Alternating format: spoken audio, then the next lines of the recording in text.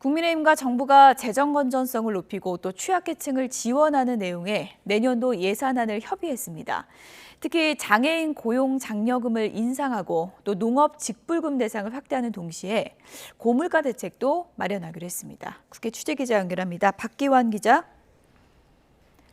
네, 국회입니다. 네, 이번 당정협의 민생 관련 논의가 많았던 것 같은데요. 내용 정리해 주시죠.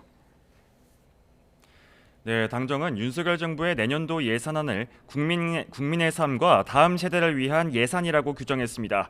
문재인 정부의 확장 재정을 건전 재정으로 되돌려 미래 세대의 부담을 줄이고 대신 취약계층 예산은 확대하겠다는 건데요. 먼저 이를 위해서 장애인 고용장려금을 인상하고 저소득 장애인에 대한 월 5만 원 교통비 지원을 신설하기로 했습니다. 또 여당은 농민 56만 명이 추가로 농업 직불금을 받을 수 있도록 정부에 요청하고 어민 4만 7천여 명에 대한 어선 직불금 신설도 적극 검토하기로 했습니다. 청년에 대해선 구직 프로그램을 이수할 경우 도약준비금 300만 원을 지원하는 예산을 요청해 정부가 적극 반영하기로 했습니다. 이와 함께 고물가 대응 방안도 나왔는데요. 직접 들어보시겠습니다.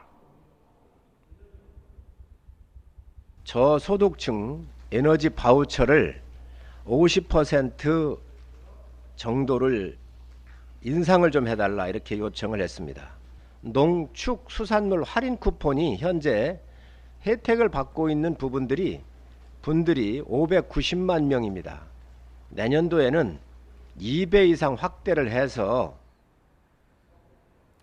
여기에 소상공인 자영업자 25만 명을 대상으로 한 채무조정 예산과 폐업 지원 등 1,200억 원을 요청해 정부가 화답했다고 설명했습니다. 민주당 전당대회는 이제 막바지로 접어든 것 같은데요. 뜨거운 감자가 되고 있죠. 권리당원 전원투표제를 놓고 오늘 표결이 이뤄진다고요? 네, 그렇습니다. 권리당원 전원투표를 당의 최고 의사결정 방법으로 하는 내용의 당원 신설안이 잠시 뒤 표결에 들어갑니다. 비상대책위원회와 당무위원회 의결을 거쳐 오늘 확정을 앞두고 있는 건데요. 하지만 당권 주자인 박용진 의원은 물론 전해철, 이원욱 의원 등 비명계가 모두 한 목소리로 부결을 주장하고 있어서 결과가 주목되고 있습니다.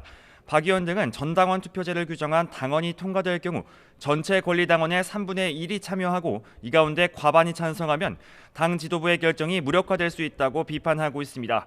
특히 전체 권리당원의 16.7%만으로 전당원의 의사가 과대대표된다며 소수 강성당원들에 의해 당이 휘둘릴 수 있다고 우려했습니다. 그동안 당심을 강조해온 이재명 의원은 이에 대해선 뚜렷한 입장을 밝히지 않은 상황입니다.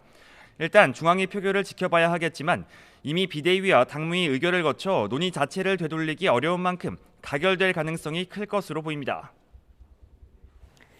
오늘도 국회 결산 심사가 계속되고 있는데요. 며칠 전에도 야당과 설전을 벌였던 한동훈 장관 출석한다고요? 네, 그렇습니다. 먼저 가장 주목되는 건 취임 100일을 맞은 한동훈 법무부 장관입니다. 국회 법제사법위원회는 오늘 오후 2시부터 결산 심사에 들어가는데 이 자리에 한 장관을 비롯해 최재해 감사원장과 김진우 공수처장 등 소관 부처장들이 출석합니다. 특히 지난 법사위에 이어서 법무부 시행령의 적법성과 최강욱 의원의 이해충돌 의혹을 두고 오늘도 여야 공방이 이어질 것으로 예상됩니다. 여기에 감사원이 어제 문재인 정부의 탈원전 정책과 코로나19 대응에 대해서도 감사에 착수하겠다고 밝혀 야당의 집중 질타는 불가피한 상황입니다. 과학기술정보방송통신위원회에서는 상임위 운영을 두고 여당과 민주당 소속 정청래 위원장의 신경전이 계속되는 가운데 권성동 원내대표의 요구로 불출석했던 것으로 알려진 이종호 과기부 장관이 이번엔 과방위 회의장에 모습을 드러낼지도 관심입니다. 지금까지 국회에서 YTN 박견입니다.